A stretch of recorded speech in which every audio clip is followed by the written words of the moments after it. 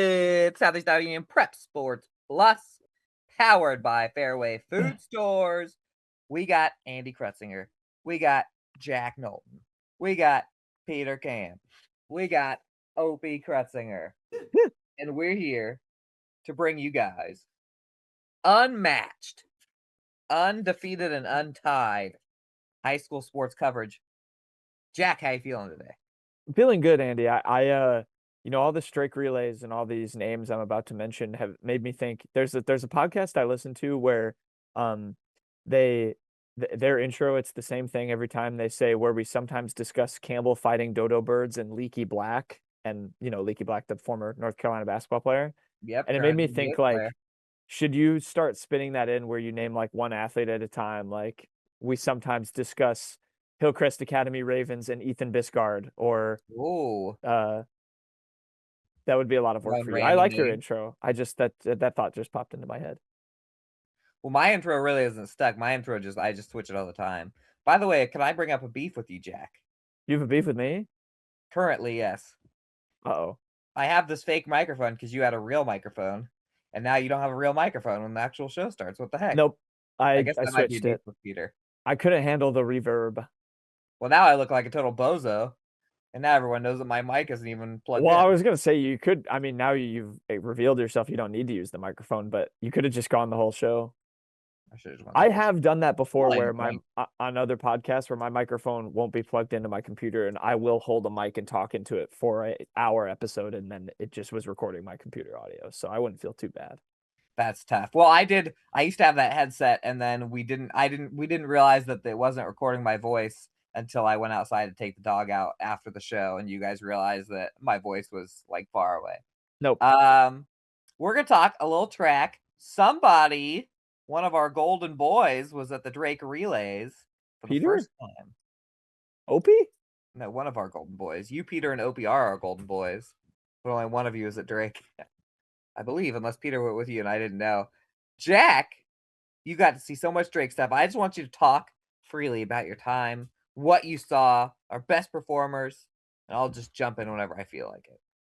Yeah, feel free to interrupt me. I don't want to filibuster too exclusively. But yes, I was at the Drake Relays, my first Drake Relays, a couple of our athletes' first Drake Relays as well. Talked to a few of them about that. But it was a lot of fun.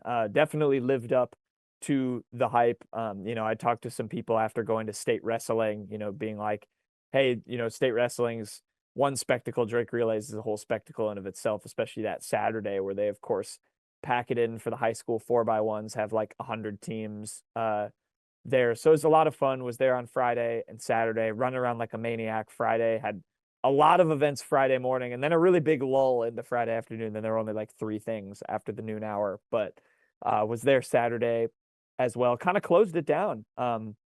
We had, of course, Avery Fedler in the girls 1500, which is one of the last events of the relays. And then everyone was kind of just packing up. It's pretty funny watching them take down the field events while the track events are still going, but you got to Yeah, get a that is move on. funny. But yeah, very cool.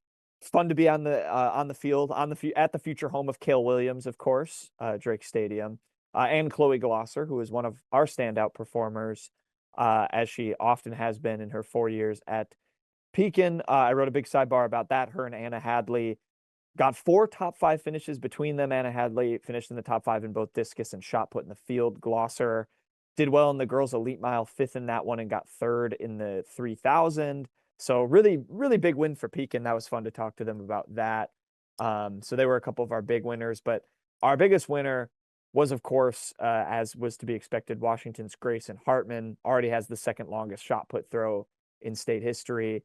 And won the Drake Relay 65 feet and 1/2 inches, or a half inch, however you however you're supposed to say that. I think half inch is technically more correct, but didn't break the record. He definitely is confident that he can get it before he graduates, but still dominated the shot put. I think won it by over 5 feet in shot put. Finished 3rd in discus. He was a little more disappointed with that outcome. He was seeded 2nd. I think his longest throw this season is still like 14 or 15 feet longer than he threw at Drake. But Yeah. he's definitely a guy who in the 3A can certainly sweep that competition come state time, and probably should, to be honest, with Yeah, with how far he's he will be the throwing. favorite by far.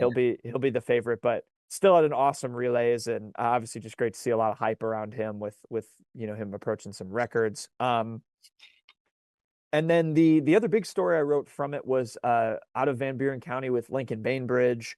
He ran in 3 events, which he went from never qualifying for the Drake Relays to running in 3 events, including the 400 hurdles, which is an event he took on just a couple weeks ago. He ran hurdles for the first time on April 13th at Waco, got the blue standard qualifier, and headed to Drake, where he ended up finishing 8th. And so now you look at him for a state meet, and he's a guy who can potentially win 3 events alone for the VBC boys, which will feels like it'll be a huge step for them potentially getting up there in the team points just with him Big alone. time. So talked with him about that. Got some good quotes about him. His dad, obviously, Mike Bainbridge, is the coach at Van Buren, and kind of was the one to push him into just being like, "Hey, try hurdles." And Yeah. it seems like everything he tries works out for him. He's going to go to Indian Hills to run too, so he's going to be um, definitely up there with some of the JUCO track guys, I think. Uh, quick thought about that. Not only is he one of the best in 3 events, but I'm not sure if you counted the relay in that the sprint medley. They have a really, I mean, he anchored that, and they've Yep. got ridiculous times in that. So VBC all of a sudden in boys track, you go, the math is starting to add up a little bit here. Yeah, the math is definitely mathing. And then Avery Feather, talked to her a whole bunch. I mean, she ran in 4 things, which is just insane. Obviously by herself did the 400, 800, and 1500. Uh, and then also ran in the 800 sprint medley, which Mount Pleasant, I think, has a good shot at winning come state time at the 3A level. Uh, yeah, she was just kind of humble about it. Was just like, of course, as a competitor, wants to win everything, and but she was kind of like, you know what, this first year around, just kind of happy to have the experience, and to run in 4 events is definitely a major accomplishment. Obviously, Mid Prairie was everywhere. Georgia Evans, really the standout for the Golden Hawks. She went to the finals in the 100, was our lone finalist in either girls or boys in the 100. Ended up taking, I believe, 8th, if I remember off the top of my head, overall. So, her and Jovi, I mean, Jovi Evans, who I was told per Georgia, had hurt her back actually in the 100, which sort of dinged Mid Prairie in the 4x1. I think they wanted to make the finals. They ended up finishing 10th, finished 14th in boys as well. So both Golden Hawks 4x1 teams did really well, but couldn't quite reach finals. But I think the two of them, especially Jovi, will have some big expectations and things they want to accomplish for state. She's of course in her senior year, but she has the second fastest time in the state still, which she got at Mid Prairie the week leading up to Drake Relays. And then her sister goes out and reaches the finals. So it'll be pretty fun to see if those two, maybe they'll be nice to us and throw both of them side by side at state in the same lane. That would be a lot of fun in the 100. But they did pretty solid. Boys did pretty solid in their 4x1. Another 4x1 shout out I'll give to Hillcrest Academy. Rhea Scott had a really good meet. She had a really good anchor leg in the 4x1. They ended up winning their heat, and I think finishing 25th overall. So, a good accomplishment for the Ravens. Like, you have to consider all of this it's everyone in the state. It's not just your class. Uh, So, that gives Hillcrest some hope at maybe, girls 1A for the 100. well, and you mentioned it's everyone in the state, and none of our teams are the highest class in the state. Right. So, for everyone who's even competing in this, just the fact that you're competing in it means you're a contender. Um, for when state comes around. If people look at the varsity bound, like the leaders on track, like I was just scrolling through as you're chatting, in the individuals for 3A, you see Fedler in 3 of the top fives for 3A now. The Evans sisters are in the 100 second and third, and the 200 first and fourth. So yeah, you talk about possibly being side by side at state, which all depends on their qualifying time. They could just everywhere. And then um, obviously 1A, we have a ton of of runners. Oh man, Scott is third in 1A in the 100-meter dash. Yeah. Yeah, so she definitely has a chance. And yeah, I mean, I didn't even really get to mention everybody. I mean, there was, on the boys side, Mid Prairie, Columbus, New London, Fairfield, Pekin all ran in the 4x1. So, all them qualifying for Drake is good. And the girls, Highland was there along with Mid Prairie, Hillcrest, um, and Washington as well. Washington ran in the 4x1 and 4x2 for Mhm. girls.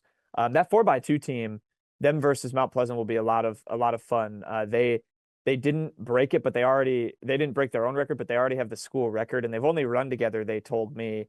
I talked with Leighton Messenger and Jaden Moore of that, who Jaden Moore set a PR herself at Drake running in the 100. But the two of them told me they've only run that quadrant of athletes has only run together like 3 times and already has the school record there at Washington for the 4x2. Washington and Mount Pleasant girls will be running against each other in big time meets now 3 weeks in a row if they all make it because of conference, the state qualifier, and if they were to make state. So they will have many battles, and there are a lot of events where Mount Pleasant and Washington are good at the same event. Yeah. Where they're literally side by side. So I'm excited. The Southeast Conference meet, which comes next Thursday. So the next time you watch this, that Thursday will be the conference meets. That meet, I mean, there are some.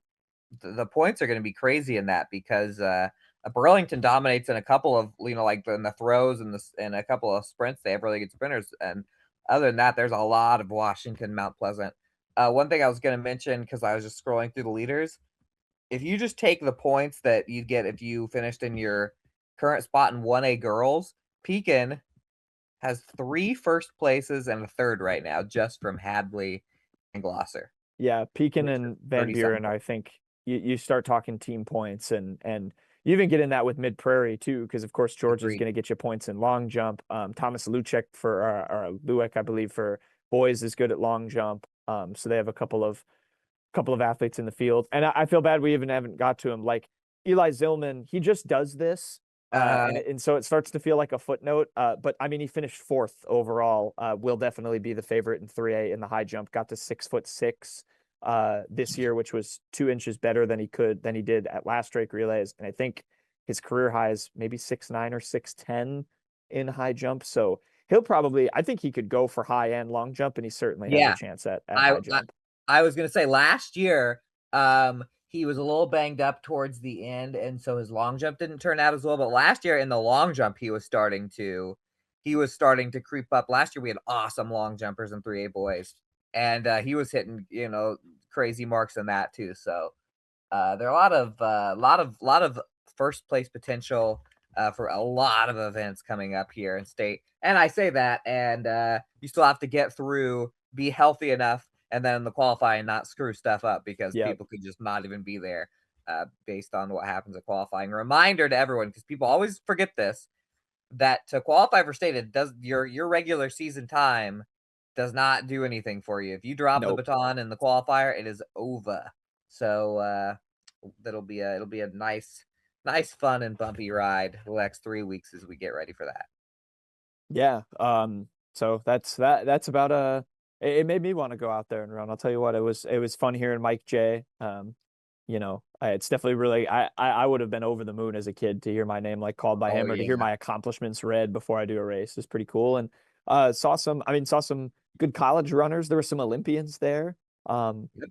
shoot, my alma mater was there. They won a couple of events on the Friday, so shout out to them. That was exciting, Mizzou. My favorite Mike J moments are when like there'll be like usually a newbie kid, but a kid that doesn't have a ton of accomplishments. So he'll be reading off like in lane 5, 2-time Drake champion, 3-time state qualifier from Carroll, Peter Camp. And right next to him in lane 6, he's the current record holder in this event, 4-time state qualifier from Pella Christian, Jack Knowlton. And Hella in lane Christian. 7 from Sheraton, Andy Krutzinger. It did. You know, again, she's a freshman, so she doesn't have anything to accomplish or hasn't done anything on the high school level yet. But that did kind of happen um in the 1500 with Fedler because it was just a million cross country Yeah. champions and all of these. older athletes who are committed to colleges and have all of these things they've done. And so now she'll have, a bunch to reference from with all of her top 10 finishes this year. But her list of accomplishments will grow, but that did kind of happen to her in that race, which is Yep. kind of funny. It is. I always laugh when that happens. And Mike will know if you have any accomplishments, it's on that sheet of his. So Yeah, he'll he find won't it. miss anything. And you won't miss anything if you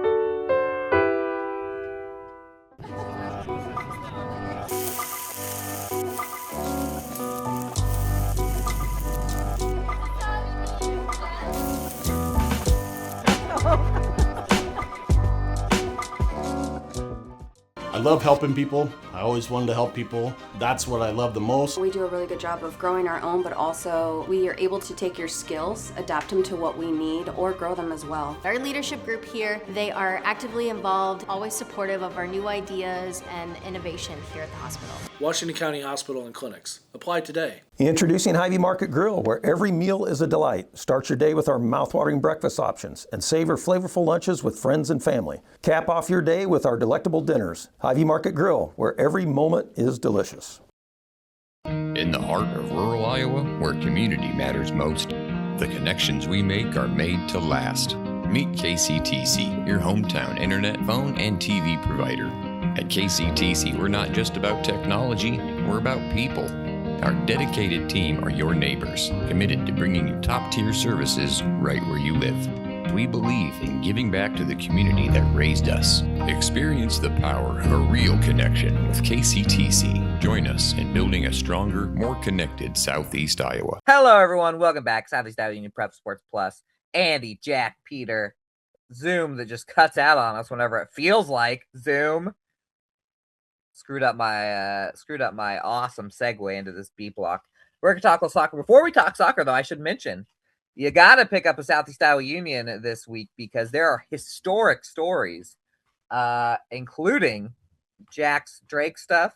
Grayson Hartman champion. That's very historic. Also, the return of Oskaloosa sports. The Oskaloosa Indians are probably, it's not official, but it's a little official. Back joining the SEC. Every 30 years, the Oskaloosa Indians join the SEC to make it 7.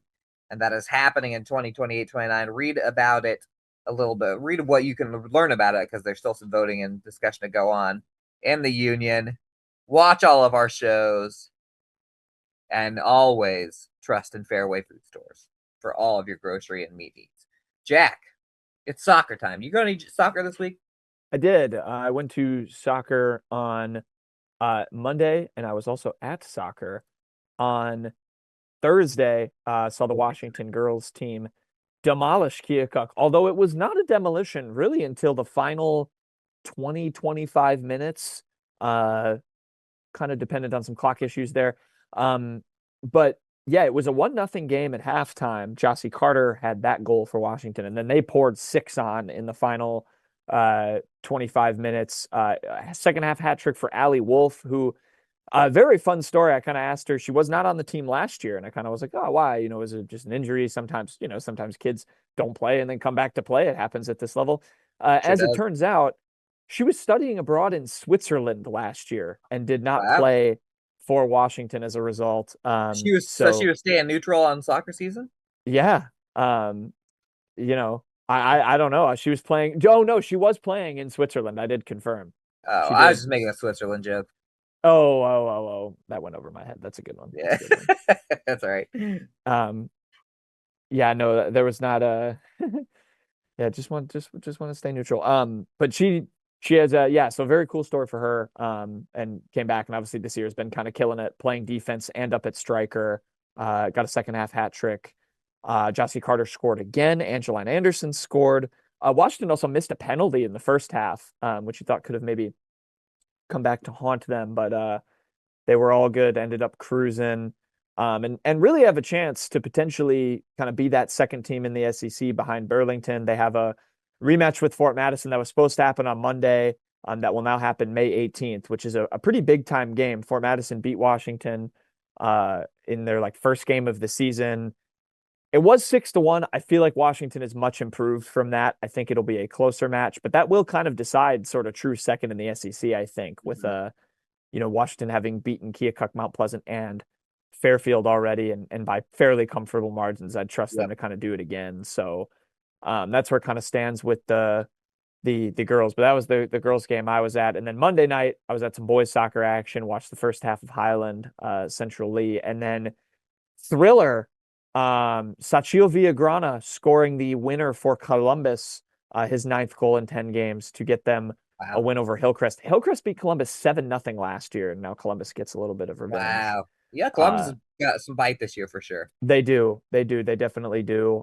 Played some good teams in Hudson and Decorah, so the record's not going to look as good as as they might seem. But I mean, they are 4-1. They are firmly in second in the SEISC, and they're second only to Burlington Notre Dame, who only beat them 2-0 the first time around, and they'll play again in a couple weeks. So that will be must-see TV, as Charles Barkley would say. Charles, Sir Charles, shout out. Legend. You're welcome on the show anytime, Charles. Yeah. Actually, if you guys ever listen to the Prep Sports Plus song I made, which only Jack did, it doesn't mention Charles, mentions Jack and Patrick Ewing. Going back to Keokuk, yeah, Keokuk girls are not that they have a lot of fight in them. I think there's gaps between like obviously Burlington, and then you got Fort Madison and Washington. But then the other girls teams like Keokuk and Fairfield specifically can mix it up for sure with the other teams. In the boys SEC race is a little different, where 5 of the 6 teams are having like up years. 5 of the 6 teams are having very good years.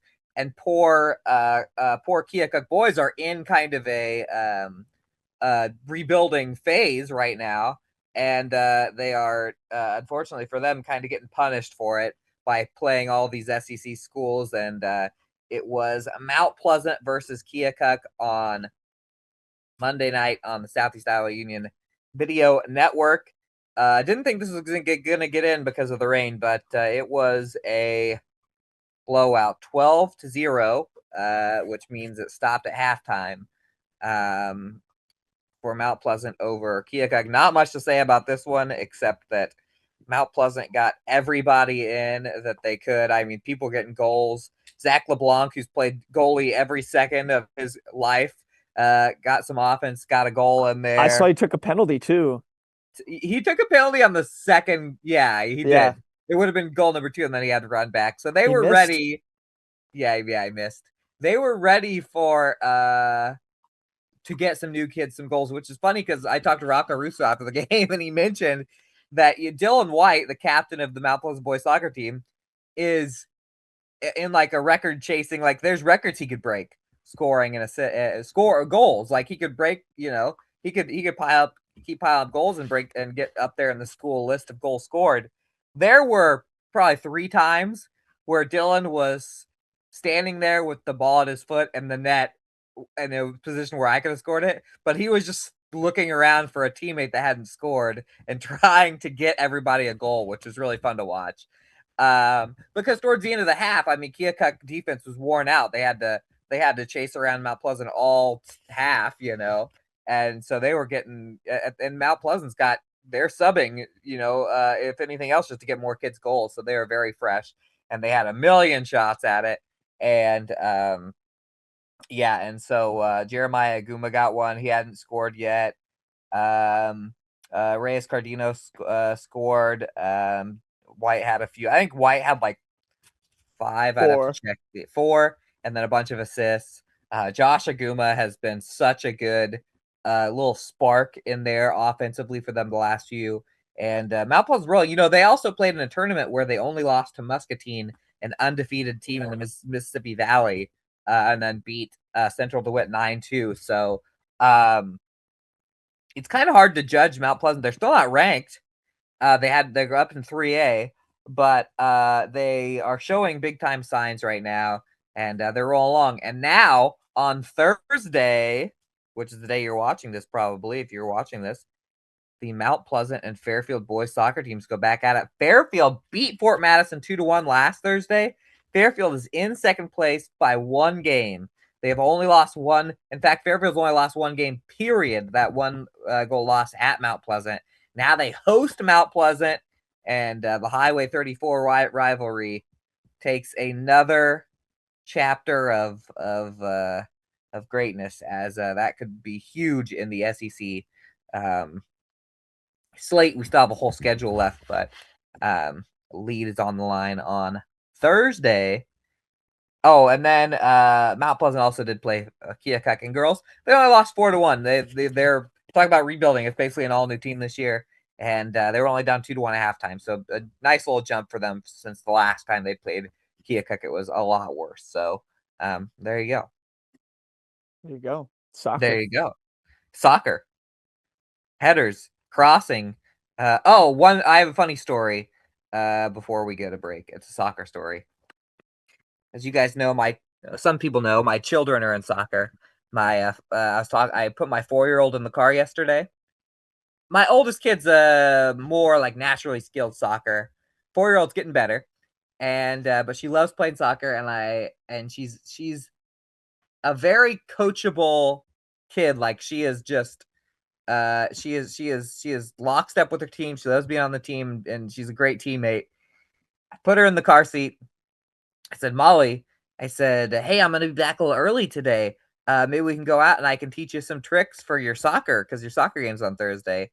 And she looked at me and said, no, Dad, I have to listen to my coach. And I was like, oh, okay. Like, no, what are you serious? You're going to try and step on the toes of my coach? Anyway, I thought that was funny. So everyone can learn less about that. That is hilarious. You respect that coach so much that you'll yell at your own dad and say, no, you can't teach me anything. I got a coach. Wow.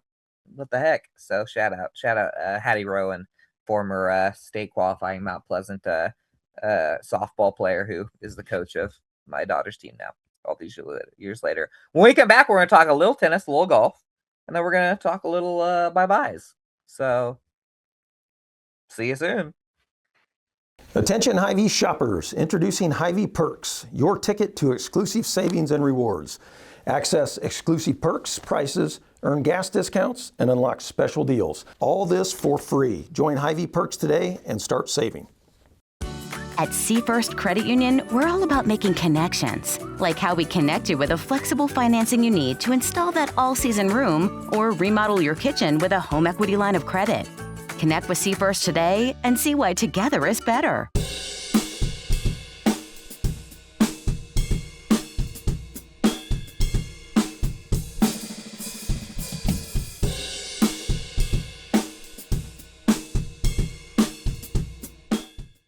Bring the kids and share the memories at the 2026 Midwest Old Threshers Reunion. Experience the sights, sounds, and traditions of steam engines, antique cars and trucks, tractors, and more. First visit or a family tradition. Enjoy home-style food, the excitement of an Old West shootout, and nightly entertainment. For generations, this is where memories are made. Celebrate history and make new memories at the Midwest Old Threshers Reunion, September 3rd through 7th in Mount Pleasant, Iowa. Visit oldthreshers.com for more details.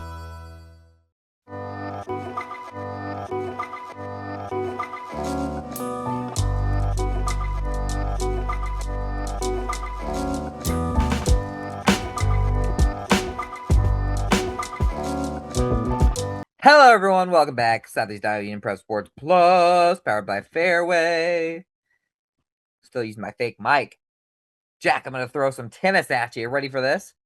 We had a classic the other day in beautiful Burlington, Iowa, where the Fairfield Trojans tried to stay alive in the Southeast Conference Championship race. And they did so, beating Burlington 5-4.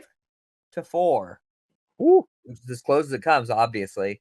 Wins in singles from Bowen Zhang, Max Craver, Praneet Rua, Yang Yi Zhang. Those are let's see. Yeah, those are 4 singles wins. Oh, there's a mistake with the circling here. But so there's 4 singles wins, 3 singles losses.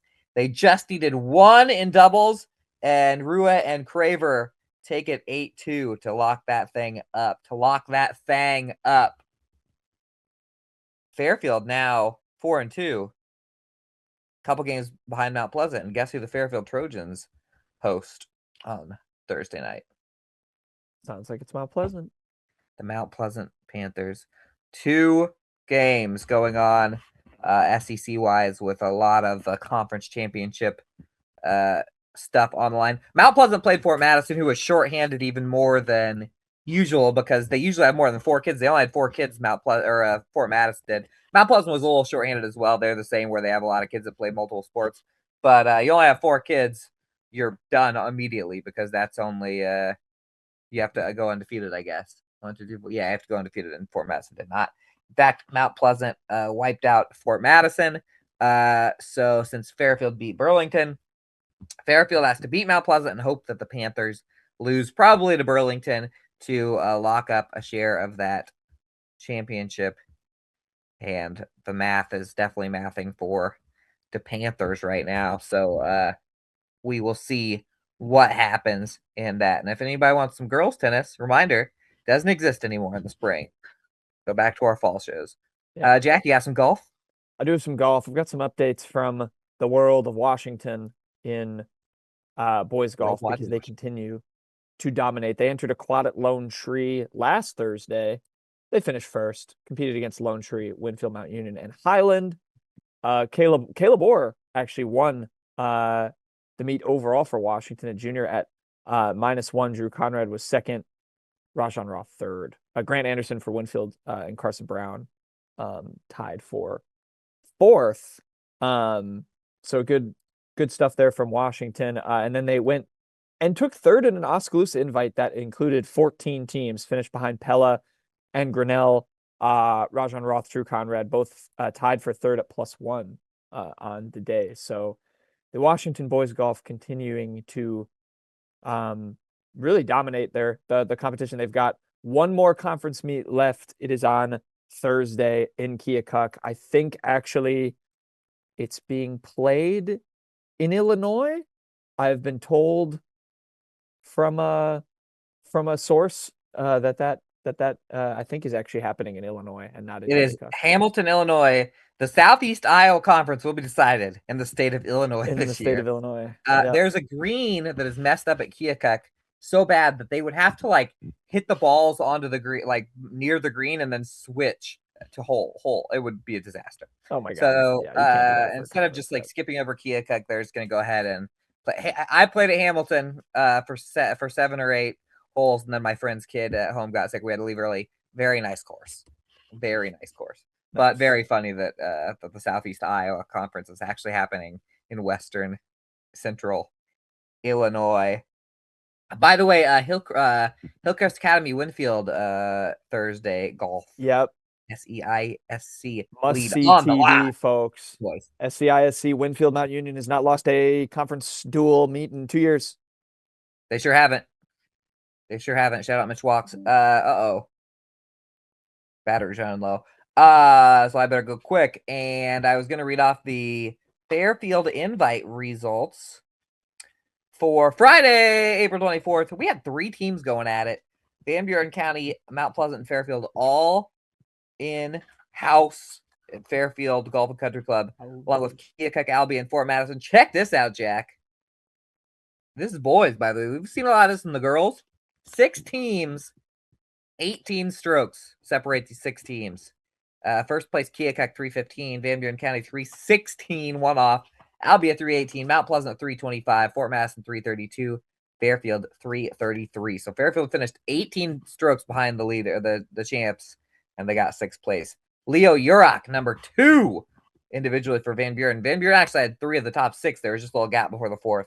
So Leo Urach, Aiden Cooper, Will Cockrell, great job there. They got 2nd, 4th, and tied for 5th. And then Merrick Lamb also tied for 5th from Mount Pleasant. Archer Kruder gets top 10 as well with a 9th place finish. And Jack Nolan will be on hand for the SEC girls meet because that's at Washington Golf and Country Club. And Jack, who the heck knows what's going to happen in that? Because the SEC girls, somebody new wins every day. And it is the individual, the team, everything's up for grabs. Last year we had a 5-person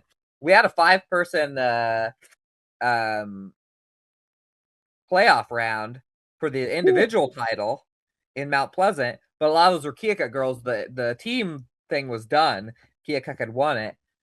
This year, the team and the individual is going to go crazy. And Washington is a chaos course, way more so than Mount Pleasant. There could be some crazy stuff going on because a lot more chance at Washington to end up in some heavy trouble. Got a little more trees in your way and a little more water in your way. Higher degree of difficulty. Degree of difficulty up a little bit there. That'll be that's not even, is that next week? I think it's next week. Believe so. We're getting there to the postseason. By the way, baseball and softball fans tired of hearing about spring sports? You got less than a month. You've got like 3 weeks. It's coming. It's coming. You got anything else to add, Jack? No, I am excited for some of this postseason stuff, especially in Washtown. You've got a lot of hype with the golf. Soccer in the MP town, got a lot of hype with the soccer. Fairfield town, you've got a lot of hype with the tennis. Sure do. As usual. And everywhere you've got a lot of hype with the track. So no better time to subscribe to the Southeast Iowa Union, southeastiowaunion.com. There is no better time to subscribe, but there's no other time but now, unless you don't do it now, and then the other time comes up the next time.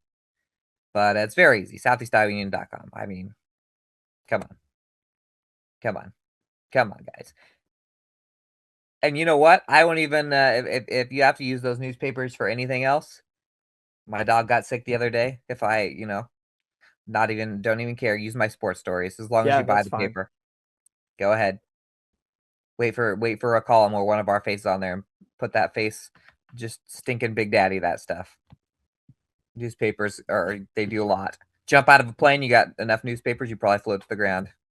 So think about that. Especially with how much I write. All those words, heavy. That's right. The ink will, except when the ink's gonna get in your eyes, then it's not true. Physically, the ink would go up. That's it. When are we gonna see him again, Jack? Next Thursday. And then hopefully in the future we have a live Fairway Food Store show. Hopefully. Live from aisle 6. Live from the produce aisle. It's produce basketball. Andy versus Jack versus Peter. Hustle in Fairway. That would be fun.